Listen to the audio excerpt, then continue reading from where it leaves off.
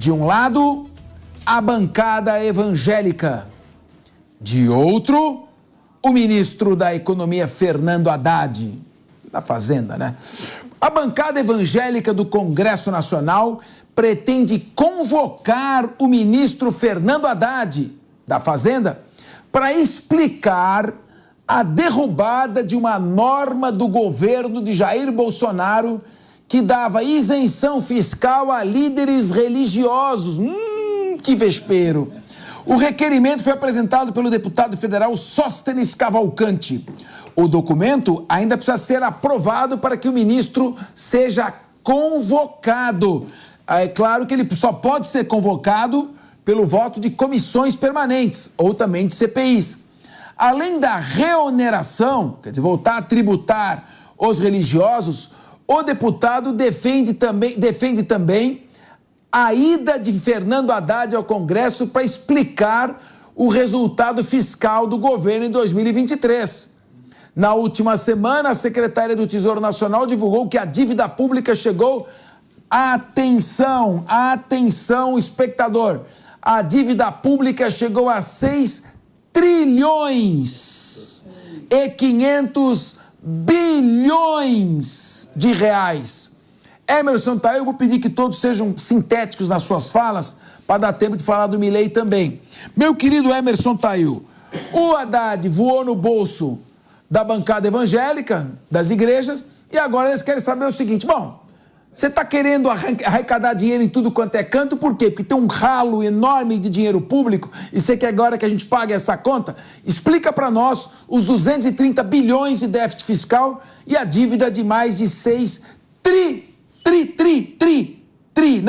trilhões de reais, Emerson Taiu. Bom, a bancada evangélica hoje é composta de cerca de 90 parlamentares, 87 deputados federais e 3 senadores.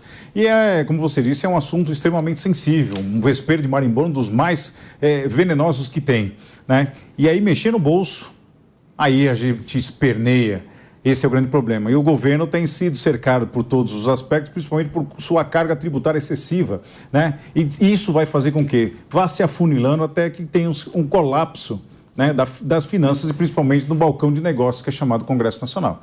Eu acho que isso está fadado a não passar, vão espernear, vão fazer barulho e o Haddad terá aí uma saia justa para poder conseguir resolver nesses próximos episódios. Mas o Azoni, convocar, eles conseguem? Consegue. E aí? Fica chato aí convocar e começar a fazer umas perguntas? Por que você está gastando nisso? Aí se eu sou Haddad eu falo, porque eu estou pagando 60 bilhões para vocês.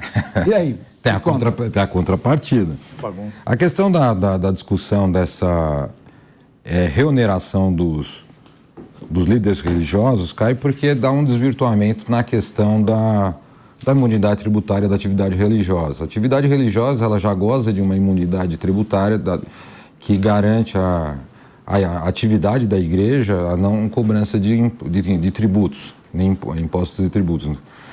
E o que quer dizer isso? Isso quer dizer que mesmo que ela tenha uma atividade comercial, mas que se reverta na atividade de benefício religiosa, por exemplo, se tiver um estacionamento, tiver alguma exploração comercial, aluguéis de casa, mas todos esses recursos entrem dentro da igreja e a igreja reverta em projetos sociais, ela acaba utilizando a imunidade.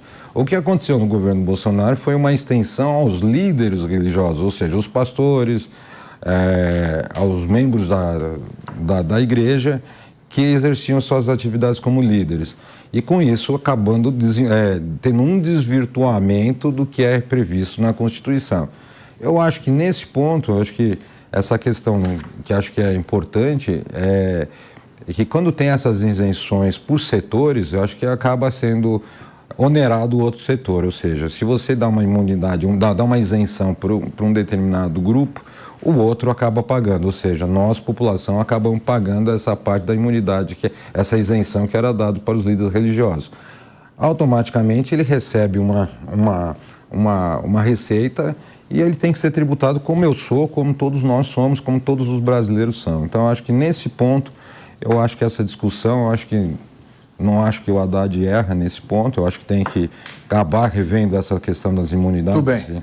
Então, eu acho que não acaba errando, não. Você, Guilherme Mendes. Eu acho que só o ministro Haddad poderia aproveitar e já distribuir um monte de GRU ali na convocação para os pastores recolherem o tributo que é devido. Como ele bem destacou, uma coisa é a isenção para atividade religiosa dos templos, das igrejas e tudo mais. A outra coisa é o pastor, o líder religioso, pessoa física, querer comprar um carro e não pagar imposto, querer comprar uma propriedade e não pagar imposto. Isso está totalmente errado. Atividade religiosa é uma coisa, líder religioso, pessoa física é outra. Bom, Diego Tavares, isso aí que ele está falando, eu concordo, se foi isso aí. Eu concordo, mas não é isso. Não é isso? Se fosse isso, eu também concordaria. Então tá. Mas me explica. Essa medida que foi revogada, na verdade, não recai sobre o líder religioso, pessoa física. E vamos parar de chamar de isenção para pastor, porque não é só para pastor.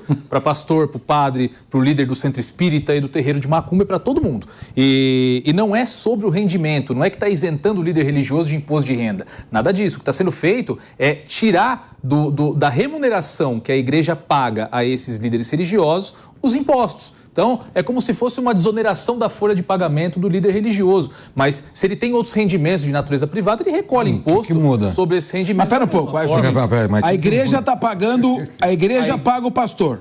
É só sobre a remuneração. E o pastor não quer pagar imposto sobre isso? Sobre isso não, porque isso está na esteira da imunidade tributária constitucional. Quem está imune é a igreja, não? É a igreja, não o líder. Está de acordo com a atividade, está ligado à atividade da igreja. Não. E tem outra coisa, a igreja retorna esse tipo de isenção à sociedade em serviço social que muitas vezes o Estado não faz. Tem muito lugar onde a mão do Estado não chega, que quem faz a ressocialização que o governo de esquerda prega é a igreja. Não, mas isso está dentro, dentro da imunidade tributária. Com jovens, com alfabetização, isso faz parte da atividade social da igreja. O pouco que isso arrecada vai deixar de ser feito. Não o pastor. Inviabilizar o trabalho nem o líder religioso. Olha, eu acho, eu inclusive eu cheguei a apresentar um projeto. A igreja, ela é fundamental no trabalho de ressocialização, redução da criminalidade. Eu fui uma vez numa área dominada pelo crime organizado, aquelas ruas estreitas com botecos, com as mesas de sinuca, onde os criminosos comentam os crimes da véspera. E entrei numa igreja ali no meio, e jovens ali adorando a Deus, vibrando. Havia uma esperança. Eu estou totalmente de acordo com o que está na Constituição da isenção para a igreja, atividade religiosa. Agora, eu acho um exagero. Aquele que exerce a atividade como pastor é remunerado pela igreja, e não é ele a igreja, ele é uma pessoa física, não querer pagar imposto sobre os seus rendimentos. Então, é como dizia meu querido amigo e meu ídolo de infância no futebol, Dadá Maravilha. Uma coisa é uma coisa e outra coisa é outra coisa.